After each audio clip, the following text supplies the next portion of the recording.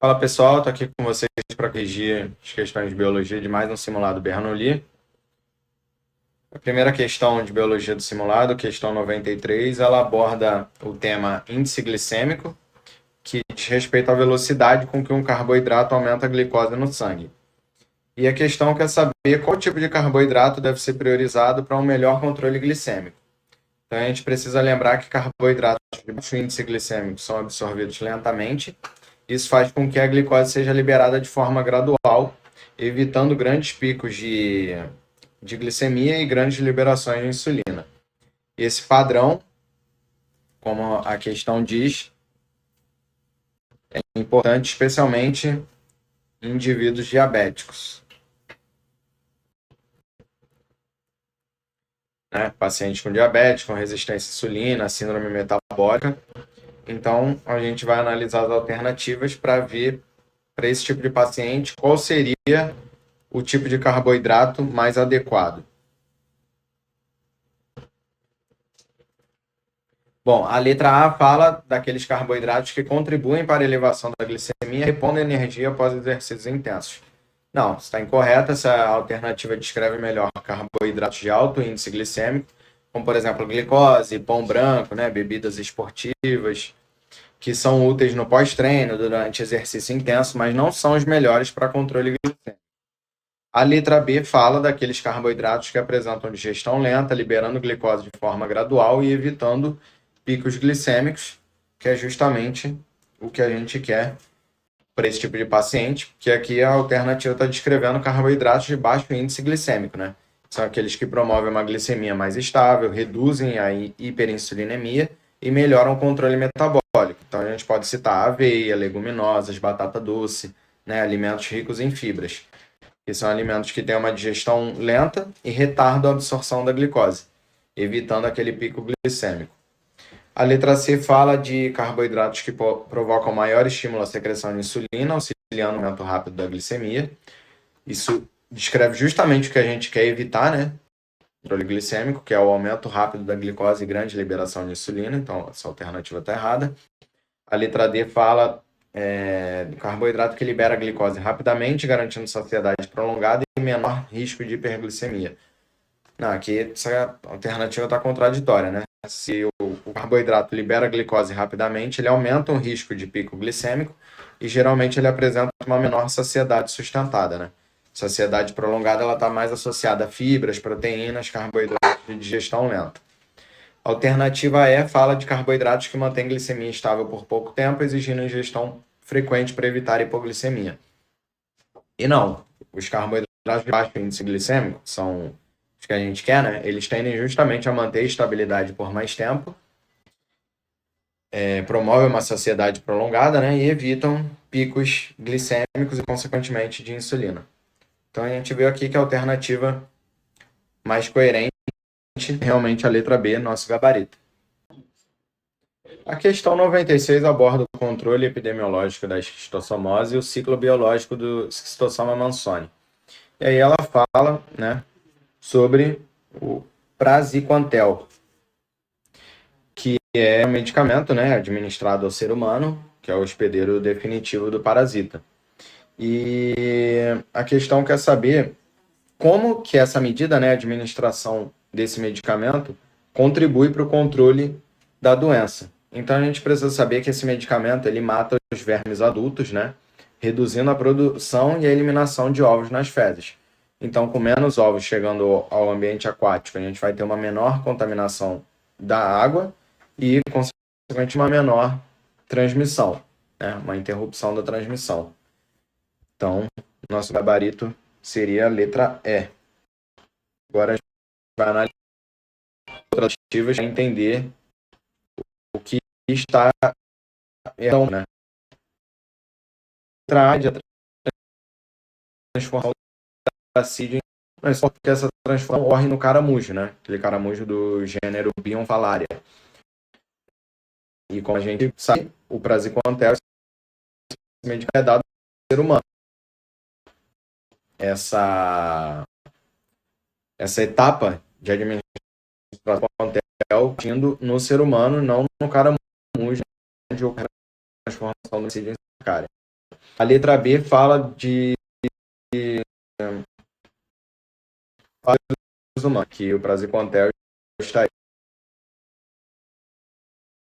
contra os seres humanos. Isso está incorreto, porque não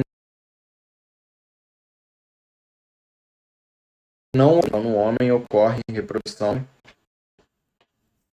sexuada.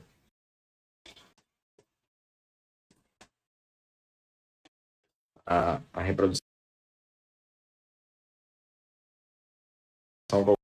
é dos ovos. A reprodução asexuada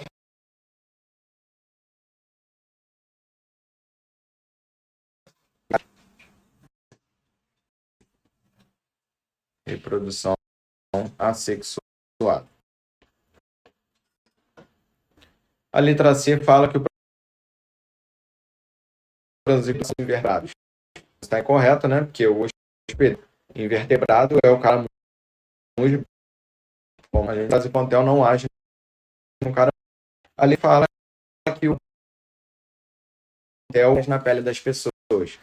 Não, isso é, né? As cercárias elas entram ativamente pela pele, né? E o Praziquantel não age nesse processo.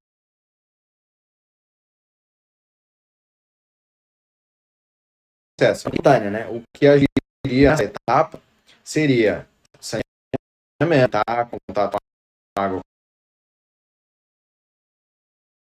contaminante com a letra E, né? Veredito aqui, porque quando a gente trata humanos infectados com Praziquantel, reduzindo a eliminação fecal de ovos, né? Consequentemente, reduzindo a contaminação hídrica, compensa o ciclo epidemiológico.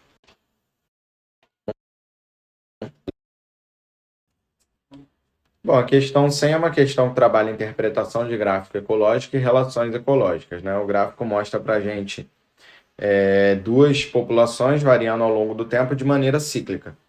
E o que a gente pode perceber? Que uma população ela aumenta primeiro, né? E a outra cresce logo em seguida, né? Começa a subir aqui. Depois a primeira cai. E logo em seguida ocorre a queda também dessa segunda população. E esse é um padrão clássico da relação predador-presa, né? Porque primeiro aumenta a população de presas, está acontecendo aqui, porque há alimento e condições favoráveis. Com mais presas disponíveis, os predadores encontram mais alimento e também aumentam em número, o que está acontecendo aqui. Só que o aumento dos predadores intensifica essa predação e reduz a população de presas, o que está acontecendo aqui. Depois, com menos alimento disponível, os próprios predadores também diminuem, que é o que está acontecendo aqui. Então, a questão pergunta para a gente qual exemplo pode ser utilizado para representar a relação ecológica ilustrada. Bom, para isso a gente precisa encontrar uma relação de predatismo, né? Que geraria esse padrão oscilatório que é mostrado aqui no gráfico. A gente encontra esse exemplo na alternativa A, né? Que seria cobras predando populações de ratos numa mata. Então, a gente teria aqui um exemplo de predatismo, né? Que é uma relação ecológica interespecífica desarmônica, onde um organismo mata e consome o outro e gera essa oscilação populacional, né? Então, por que essa alternativa se encaixa perfeitamente? Porque os ratos servem de alimento, né? As cobras dependem dos ratos e essas populações se influenciam mutuamente, né? Então, estaria acontecendo isso.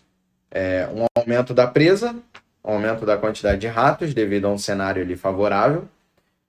Posteriormente, um aumento da quantidade de cobras, já que elas estariam se alimentando desses ratos, né? Com isso conseguindo sobreviver, se reproduzir, gerando uma intensificação da predação e uma queda da quantidade de ratos, né? Uma queda da presa e, consequentemente, uma queda posterior do predador, já que está tendo uma diminuição do alimento.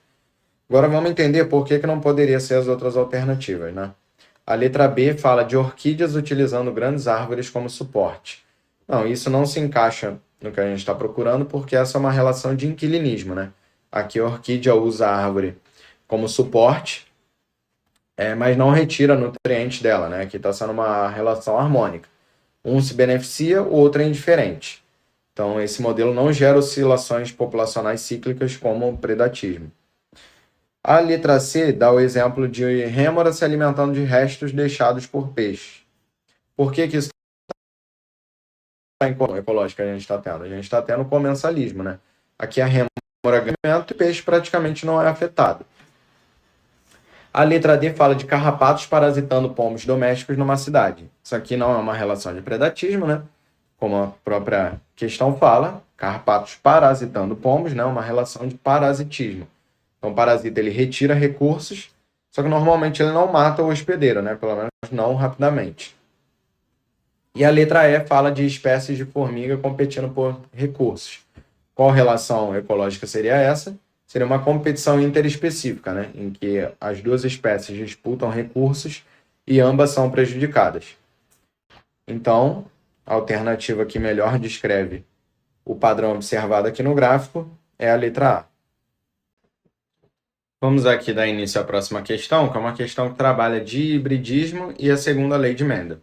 Então, aqui a gente tem dois genes independentes, né? Um controla a cor da pelagem e o outro controla o tipo de cauda. Aqui, no caso, o indivíduo do cruzamento é Pzão, Pzinho, Czão, Czinho. Ou seja, heterozigoto para os dois genes, né? Esse indivíduo aqui, heterozigoto. E ele foi cruzado com um duplo recessivo. Pzinho, Pzinho, Czinho, Czinho.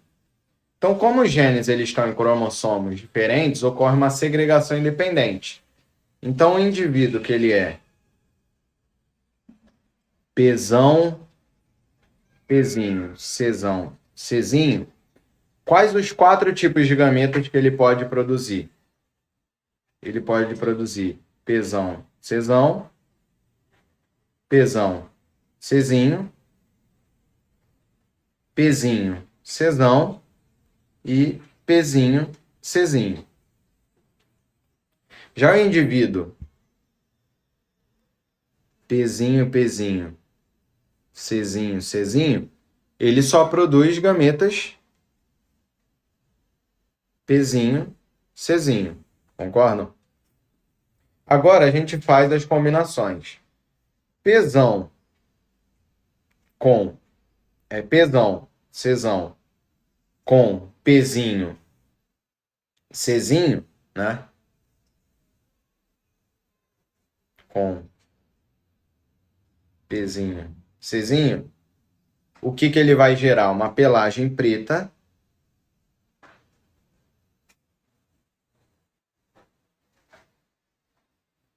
e cauda longa.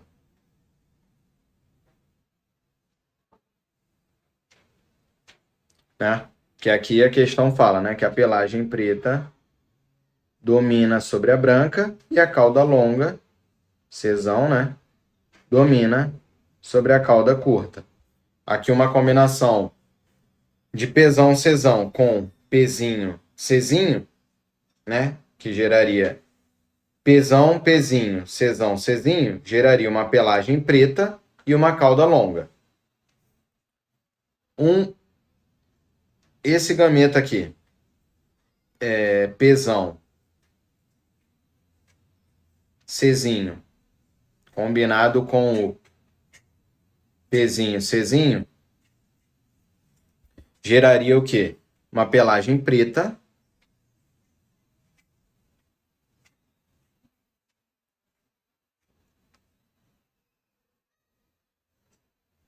e uma cauda curta.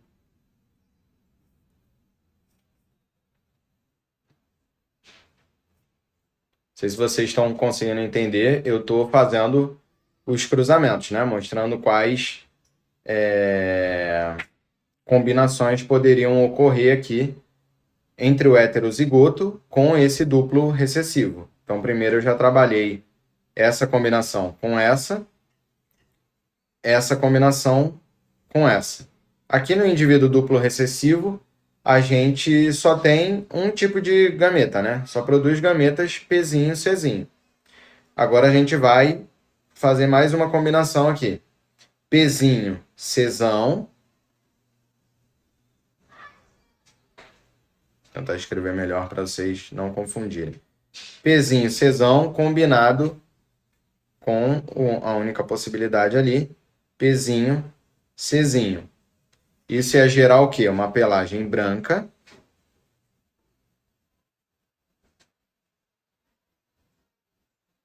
Né? Que é aqui o Pzinho recessivo, né? Ele iria gerar essa pelagem branca. E como existe um Czão, a cauda seria longa. Que a gente leu aqui na questão que a cauda longa domina sobre a cauda curta. Agora, fazendo a última combinação possível, né?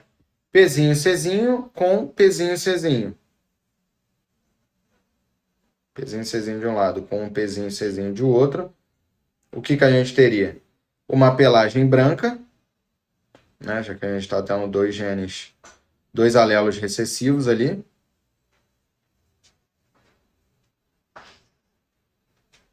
E dessa vez uma cauda curta, porque a gente está tendo os dois recessivos, né? Czinho e Czinho. E aqui o que a gente observa? Que é uma proporção 1 para 1 para 1 para 1, né? A gente percebe que esses 4 fenótipos, eles aparecem na mesma frequência. Então, é essa proporção que a gente está buscando. As outras alternativas, o que elas mostram? A alternativa A fala de uma proporção 3 para 1. Não, essa proporção aqui ela é típica de um cruzamento monohíbrido simples, que seria, por exemplo, azão, azinho com azão, azinho. Aí daria essa proporção de 3 para 1. A alternativa B fala de 4 para 4, que não, nem é uma proporção genética clássica, né, adequada nesse contexto. Equivale simplificadamente a 1 para 1, né? Seria a mesma coisa que 1 para 1. Mas aqui a gente tem 4 fenótipos diferentes. Então, não é essa alternativa que se encaixa. A alternativa C fala de 1 para 2 para 1. E essa proporção é uma proporção que aparece em dominância incompleta, né? Codominância, quando a gente tem uma análise genotípica de monohibridismo. Então, não é esse o caso aqui também. A gente vê novamente a alternativa D, né? Que é o nosso gabarito, que é o padrão clássico de um cruzamento teste envolvendo dihibridismo. Então, você cruza um indivíduo com fenótipo dominante com um homozigoto recessivo, né, com o objetivo de descobrir combinações gênicas. Então, a gente tem aqui uma segregação independente, né? Os alelos são de genes diferentes e eles se distribuem independentemente nos gametas, né? Que é o que a gente vê na segunda lei de Mendel. A letra E fala desse padrão 9 para 3 para 3 para 1, que é aquela proporção clássica de dihibridismo entre dois heterozigotos. Por exemplo, isso aconteceria se fosse um caso de azão, azinho, bezão, bezinho, cruzando com azão, azinho, bezão, bezinho. Então, nesse cenário aqui, a gente fica com a alternativa D, que é aqui expressa a proporção que a gente procurava. Questão 105 é uma questão que trabalha a sucessão ecológica primária e a importância das espécies pioneiras, né?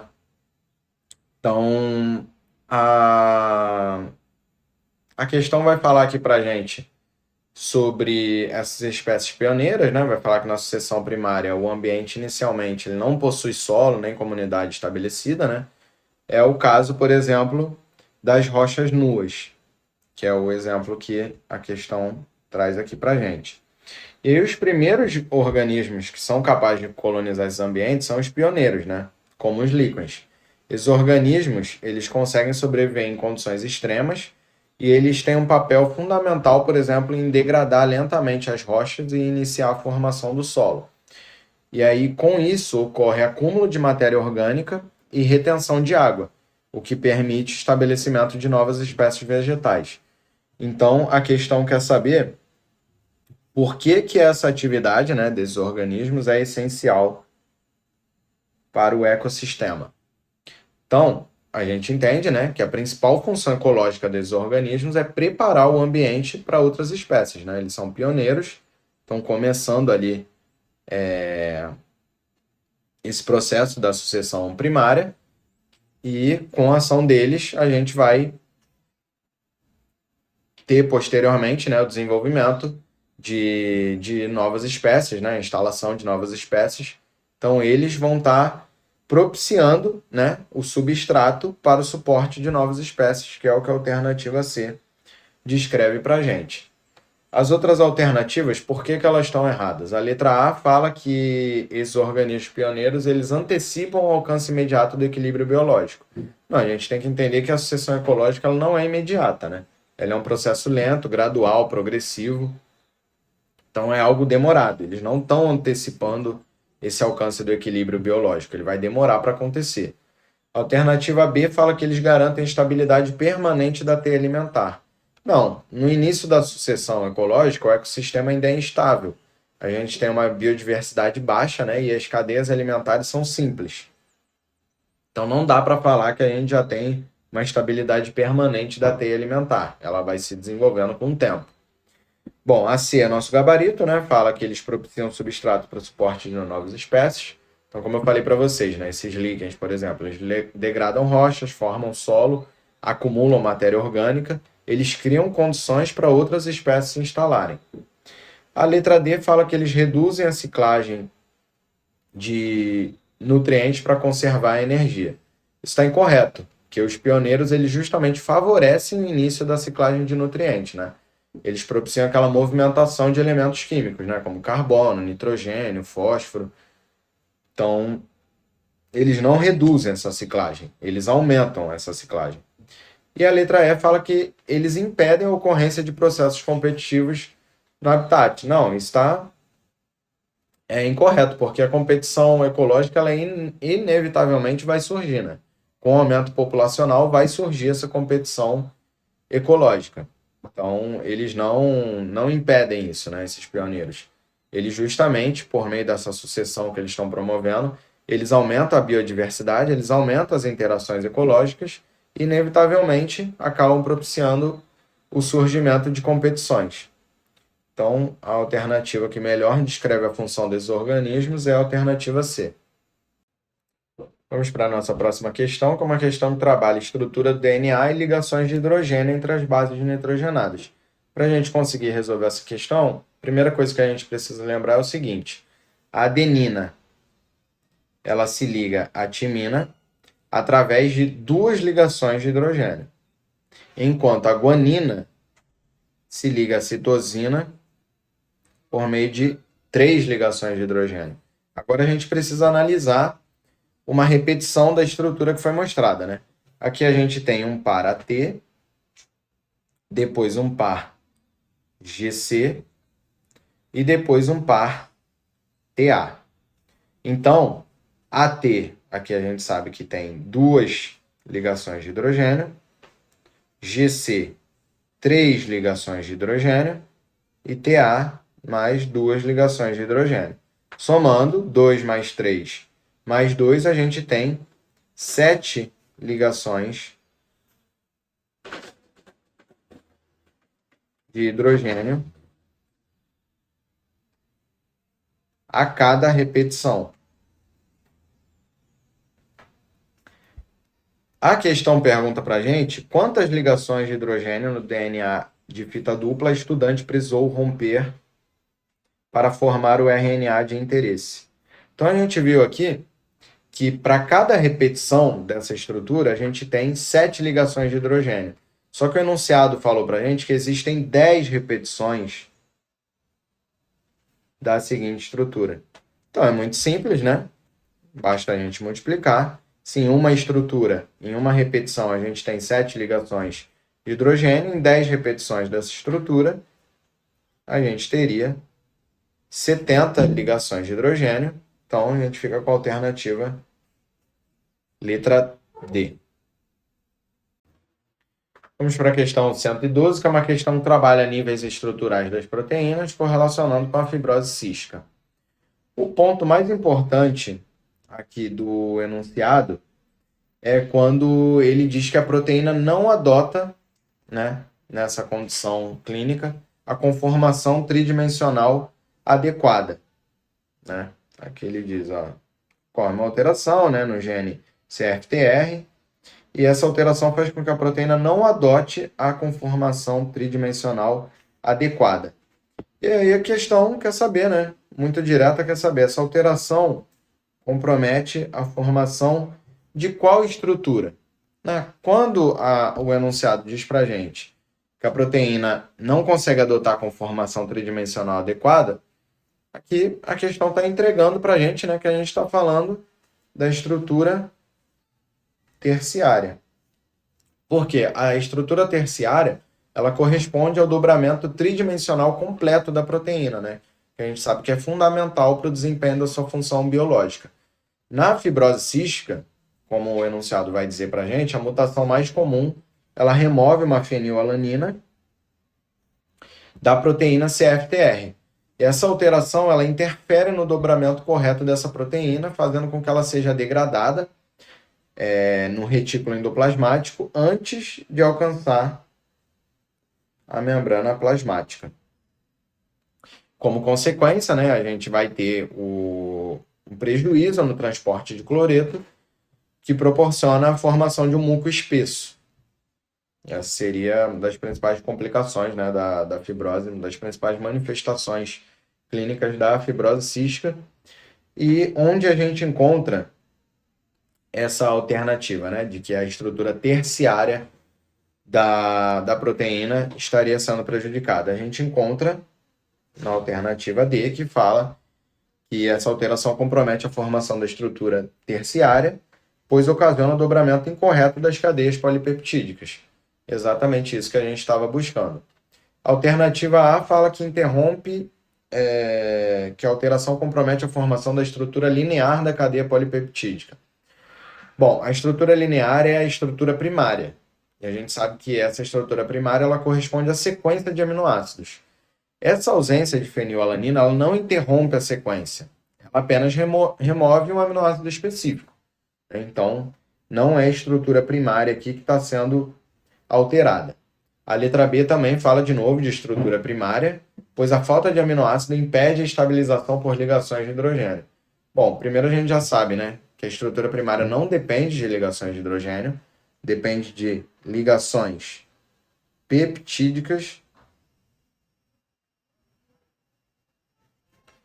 que a alternativa tenta confundir a gente, né, mistura aqui sequência de aminoácidos com dobramento espacial.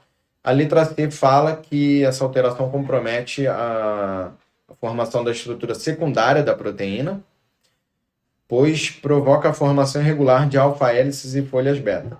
Bom, a gente sabe que realmente a estrutura secundária envolve alfa-hélices e folhas beta, mas o enunciado destacou para a gente que é uma alteração da conformação tridimensional da proteína.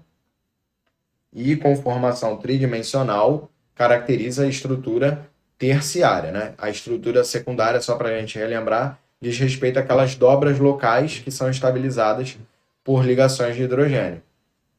Mas, como eu disse para vocês, a questão enfatiza a conformação tridimensional completa, que é o que a gente encontra na alternativa D, né? Nosso gabarito, porque essa mutação ela está alterando essa interação entre os aminoácidos, né? Mudando o dobramento tridimensional da proteína e, consequentemente, impedindo a função normal dessa proteína CFTR. A letra E fala que essa alteração compromete a estrutura quaternária da proteína, pois impede a interação entre as subunidades peptídicas. Bom, a estrutura quaternária ocorre quando há múltiplas subunidades proteicas. O exemplo clássico que a gente tem é a hemoglobina. Só, como eu disse para vocês, o enunciado fala explicitamente que a proteína apresenta uma única cadeia. Aqui, ó. Né?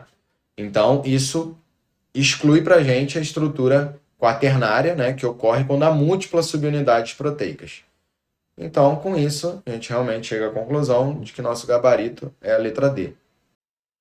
Vamos para a questão 115, mais uma questão de genética, né? Que dessa vez trabalha interação gênica, mais especificamente epistasia. O enunciado ele diz para a gente que a cor das pétalas depende de dois genes. O gene A, que determina a produção de um pigmento, e o gene B, que controla a transformação desse pigmento em sua forma ativa. Né? Então, para a flor ser vermelha, ela precisa ter pelo menos um alelo dominante nos dois genes.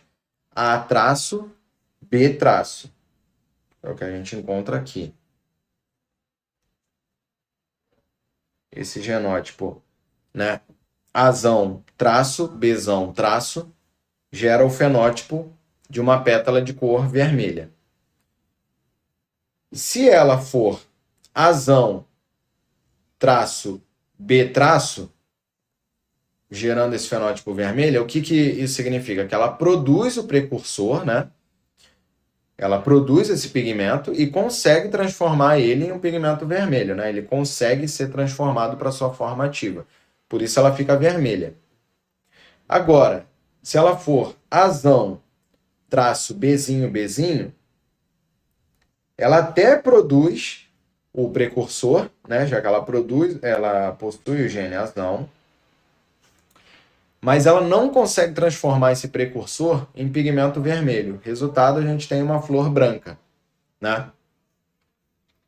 Agora, se ela for azinho, azinho, Bzão traço, ela nem produz o precursor, consequentemente, nem tem como ele ser transformado na sua forma ativa. Então, a flor fica sem pigmento, né? Não teve nem a produção do pigmento, ela também fica branca. E o último caso, se ela for azinho, azinho, Bzinho, Bzinho, também não há produção do pigmento e não há conversão dele para sua forma ativa, também fica branca. Então a gente repara o seguinte, que o genótipo Bzinho, Bzinho, ele bloqueia a expressão do pigmento vermelho, mesmo quando o gene A está presente. Isso é um caso de epistasia. A gente está tendo essa interação gênica, né? A gente está vendo que alguns genes estão conseguindo interferir na expressão, né, na atividade de outros genes. Isso é epistasia. E como esse bloqueio ocorre em homozigose recessiva, né? Quando a gente tem homozigose recessiva, aqui azinho, azinho, aqui Bzinho, Bzinho, aqui, né? Nos dois genes, né? Azinho, azinho, Bzinho, Bzinho. Nos dois genes a gente aqui tem alelos recessivos, a gente chama isso de epistasia recessiva.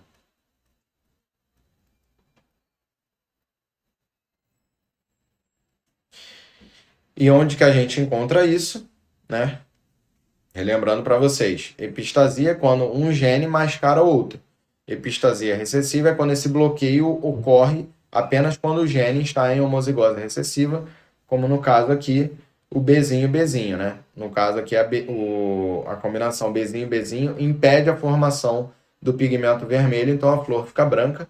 A gente vai encontrar isso na alternativa C. Apenas passando nas outras alternativas para a gente descartar.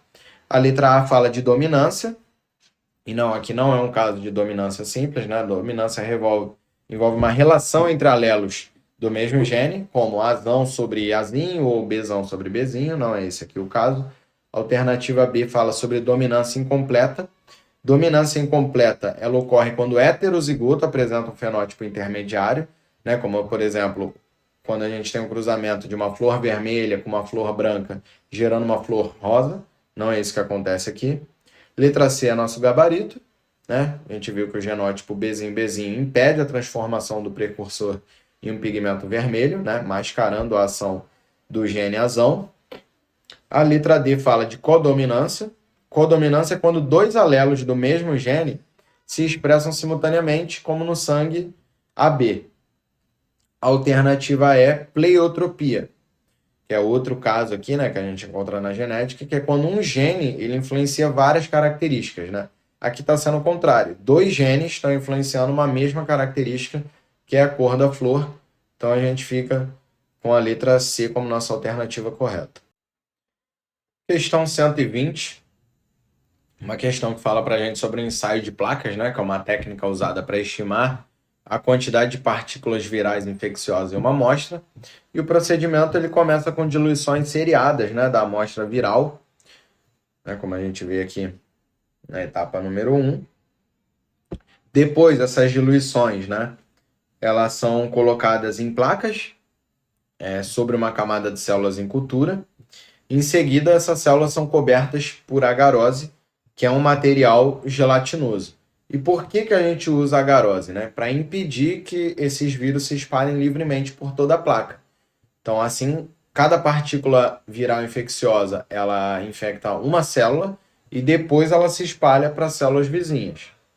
Com o tempo, esses vírus vão se replicando nessas células, né? E vão causando uma lise celular, né? Ou seja, vão destruindo as células que foram infectadas. O resultado é o quê? É uma região clara, né? Como vocês podem ver aqui, né? Essas regiões claras, né? Sem células vivas, chamadas de placas de lise.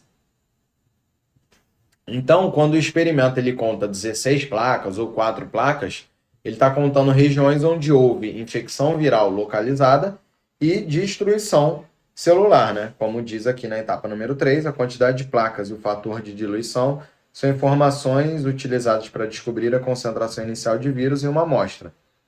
E, por meio da visualização dessas placas, a gente determina, né?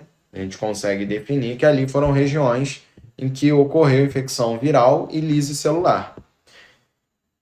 Aí a questão quer entender justamente isso, né? Essas placas, elas podem ser descritas como o quê? Vamos ler alternativa para alternativa.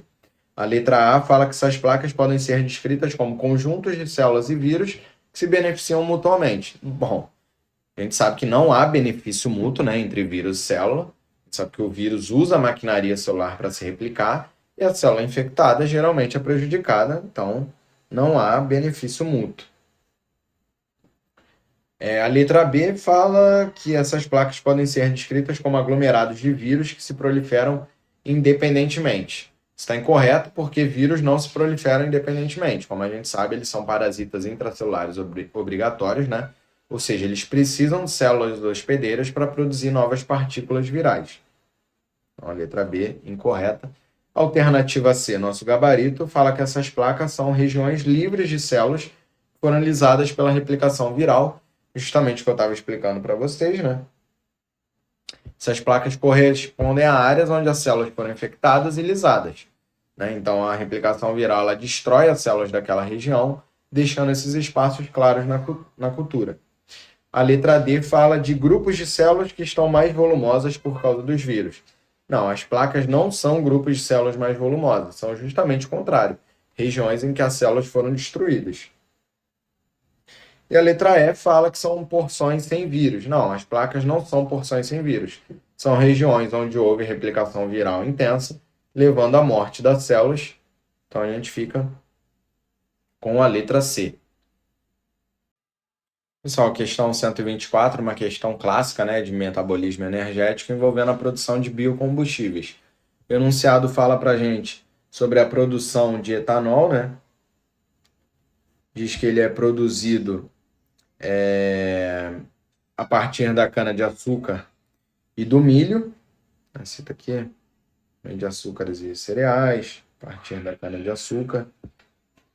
E diz que nos Estados Unidos usa-se o milho, né, no lugar da cana-de-açúcar para produzir o etanol.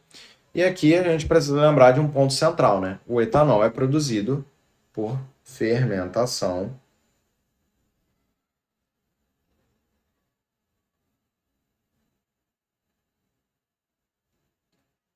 alcoólica. Né? Na indústria a gente sabe que as leveduras, né, utilizam os açúcares presentes na matéria-prima e realizam um metabolismo anaeróbio, ou seja, sem o uso de oxigênio. Então, nesse processo, né, chamado de fermentação alcoólica, a gente sabe que a glicose é convertida em etanol e gás carbônico. Vamos analisar todas as alternativas para descartar uma por uma das incorretas. A letra A fala que o processo responsável pela produção do etanol é a respiração. Bom, está incorreto, né? A gente sabe que a respiração celular é um processo de obtenção de energia geralmente aeróbio, em que a glicose é totalmente degradada até gás carbônico e água. O objetivo principal da respiração é gerar ATP e não etanol. A letra B fala de fotossíntese. Bom, a gente sabe que a fotossíntese produz glicose a partir de CO2 e água, usando energia luminosa, né? Ela gera, sim, matéria orgânica, mas não produz diretamente etanol. Então,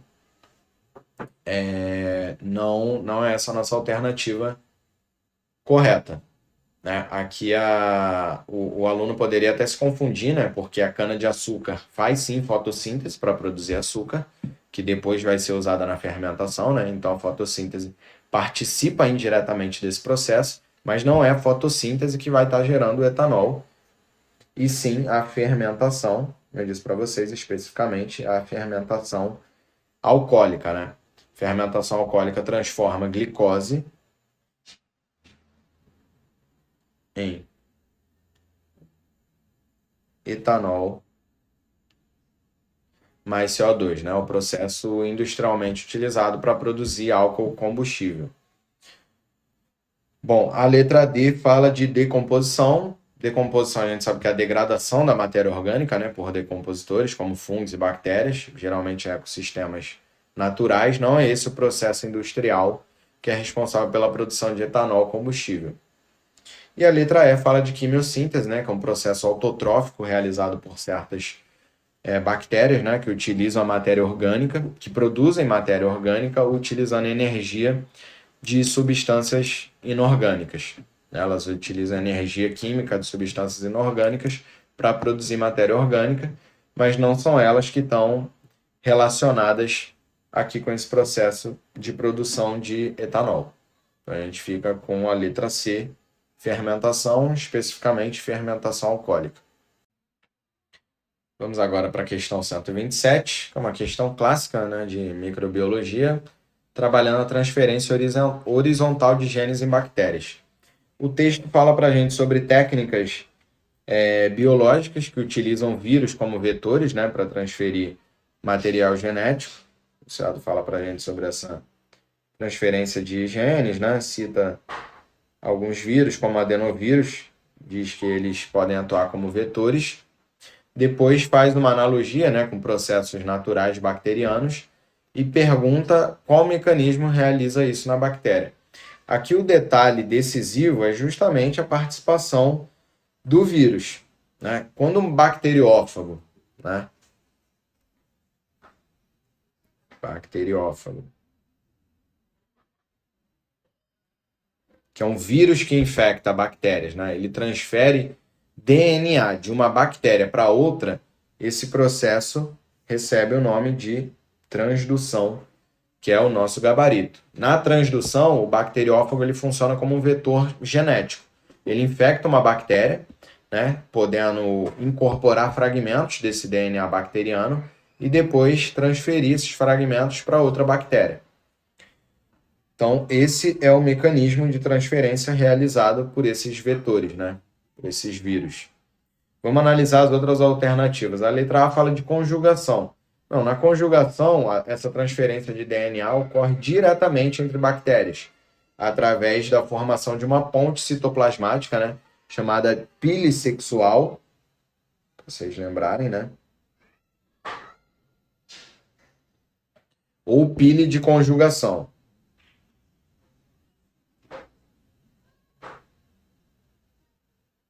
Então, nesse processo aqui, ocorre uma transferência entre bactérias, né? Não há participação dos vírus.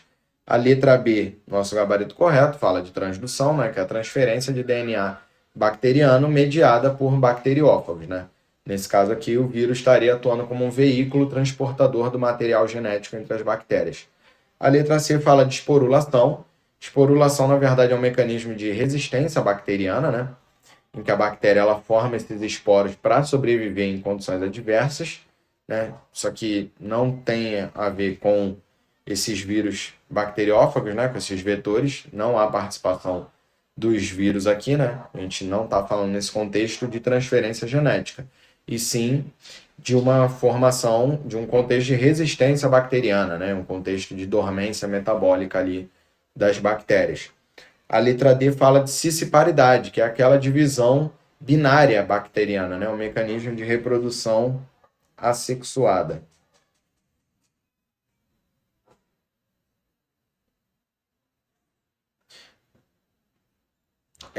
A letra E fala de transformação, né? Transformação bacteriana ocorre quando a bactéria ela absorve DNA livre do ambiente, né? Então, é outro contexto em que não existe participação dos vírus, né? É um processo de transferência horizontal de genes também, assim como a transdução, mas sem o vetor viral. Então, a gente fica realmente com a letra B. Questão 129, uma questão que trabalha a interpretação de exames laboratoriais e funções dos sais minerais. Primeiro passo aqui é a gente olhar a tabela com calma, né? A tabela mostra para a gente os valores que foram obtidos, né, a partir da dosagem de sais minerais em um hemograma, e ao lado mostra para a gente os valores de referência, né? Então, com isso, a gente constata que o ferro está normal, o fósforo está normal, o sódio está normal, o magnésio está normal. O único sal mineral aqui que está abaixo do valor de referência é o cálcio. Então, o paciente apresenta um quadro de hipocalcemia. E aí a pergunta é a seguinte: se a dieta não for corrigida, qual a consequência que pode aparecer a longo prazo? Bom, a gente sabe que o cálcio ele é essencial para a mineralização dos ossos, né? E quando o organismo ele recebe pouco cálcio na alimentação, ele começa a retirar cálcio do tecido ósseo para poder manter o nível sanguíneo adequado. Isso favorece uma perda de massa óssea e contribui para o surgimento de um quadro de osteoporose, que é justamente o nosso gabarito, né? Então, a gente viu aqui que a tabela está mostrando para a gente um quadro de hipocalcemia, né? Redução da concentração de cálcio no sangue. Consequentemente, haverá uma menor mineralização óssea. E essa deficiência prolongada vai favorecer perda de massa óssea e o surgimento de osteoporose. A letra B fala de interpretação, a letra B fala de hipertensão arterial devido à ingestão excessiva de sal. Não, o sódio aqui ele está dentro da normalidade, né? Não existe uma evidência laboratorial de excesso de sal. A letra C fala de hipotiroidismo provocada pela carência de frutos do mar. Está incorreto, né? Porque o hipotiroidismo por deficiência nutricional ele estaria relacionado à falta de iodo, não ao cálcio. Então, não é isso que se aplica aqui a essa questão. A letra D fala de dores nos membros, consequência da baixa ingestão de magnésio. A gente viu que não é isso, o magnésio está normal na tabela. E a letra E fala de atrofia muscular associada ao consumo excessivo de verduras escuras. Não, verduras escuras não causam atrofia muscular, né? Muitas delas, inclusive, são fontes de minerais importantes como ferro e cálcio. Então, realmente, a única questão que faz sentido, que para a gente é a única alternativa, né, coerente, é a alternativa A, que fala que a osteoporose seria uma consequência dessa deficiência prolongada de cálcio. Questão 132 é uma questão bem interessante, né, que vai falar vários conceitos para a gente: polinização, coevolução e adaptações evolutivas das plantas. Ela traz para a gente o conceito de buzz pollination, polinização por zumbido, que é um mecanismo no qual algumas abelhas vibram os músculos de suas asas e conseguem liberar o pólen de suas anteras especializadas. E o detalhe importante é que isso não acontece com qualquer visitante floral, né? Então existe uma relação especializada entre a planta e o polinizador. E aí a pergunta: por que que isso representa uma vantagem evolutiva? Bom, nesse cenário aqui, a planta está aumentando a eficiência reprodutiva dela, né? E está evitando o desperdício de recursos. A gente sabe que para produzir pólen é necessário um gasto energético, né? Então, quando a gente restringe o acesso apenas a polinizadores eficientes, a planta está economizando recursos e aumentando a chance do pólen chegar corretamente a flores da mesma espécie. Então, a alternativa correta seria a letra C, que fala que esse tipo de polinização otimiza a economia de recursos ao restringir o acesso de visitantes gerais, né? Já que a questão fala para a gente que isso ocorre apenas para alguns tipos de visitantes florais. Vamos dar uma olhada nas outras alternativas. A letra A fala de favorecimento da dispersão de sementes por meio de agentes biológicos especializados. Está incorreta, né? Porque o enunciado aqui fala de polinização, não de dispersão de sementes. São processos diferentes. A letra B fala de promover a variabilidade genética da população de maneira indiscriminada. Não, o mecanismo descrito não é indiscriminado, pelo contrário, né? Ele é altamente seletivo. Diz que essa liberação de pólen ocorre apenas para alguns tipos de visitantes florais. Letra C, nosso gabarito, né?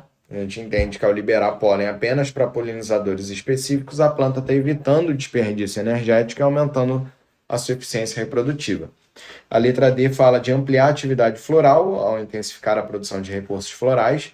Não, o texto não está falando de aumentar recursos florais, néctar ou atividade geral. Está falando, na verdade, de uma especialização, né? Há uma atratividade floral de uma forma seletiva. E a letra E fala de facilitar o processo reprodutivo ao disponibilizar o pólen mais facilmente. E não é isso, ocorre justamente o contrário, né?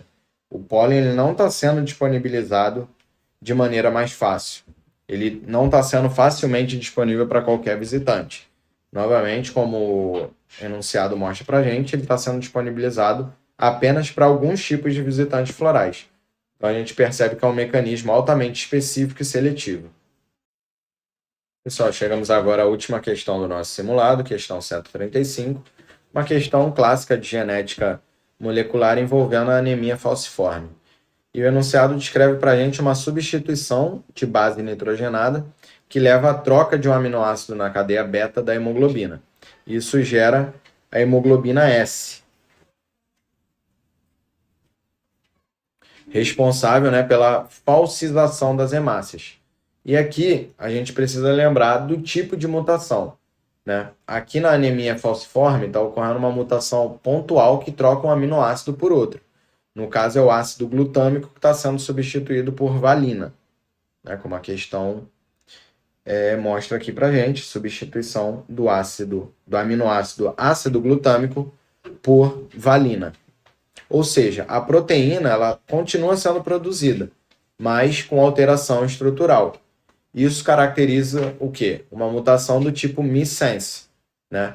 Que muitas bancas costumam chamar também de mutação de perda de sentido, né? Que para a gente aqui seria a letra D, descrevendo essa mutação. Mas vamos entender por que as outras alternativas estão incorretas. A letra A fala que seria uma mutação induzida. Não, está incorreta, porque mutações induzidas são provocadas por agentes externos, como radiação, produtos químicos, vírus. Aqui o enunciado ele não está classificando a origem da mutação, né? Ele está falando sobre o efeito dela sobre a proteína. A letra B fala de mutação silenciosa. A mutação silenciosa ela ocorre quando há troca de uma base nitrogenada por outra, mas sem alteração do aminoácido final devido à redundância do código genético. Né? A gente sabe que o código genético ele é degenerado, né? E existe uma redundância dos códons. Só que nesse cenário aqui, houve uma troca de base, mas aqui também houve uma troca de aminoácido. Então não foi uma mutação silenciosa. A letra C fala de uma mutação sem sentido, que é aquela famosa mutação nonsense, né? Que é quando ela produz um códon de parada prematuro, interrompendo a síntese proteica antes da hora. A letra D, nosso gabarito, fala que foi uma mutação de perda de sentido. É exatamente isso, que houve uma alteração do aminoácido codificado, né, devido à substituição de uma base nitrogenada que modificou a estrutura da hemoglobina. A letra E fala que é uma mutação de células somáticas. Não, a anemia falciforme, a gente sabe que é uma condição hereditária, logo essa mutação ocorre em células germinativas, né, fazendo com que essa condição seja transmitida à descendência. Então, realmente a gente fica com a letra D, nosso gabarito, e a gente chega ao fim da correção de mais um simulado. Agradeço a todos por terem acompanhado até aqui e desejo bons estudos para vocês.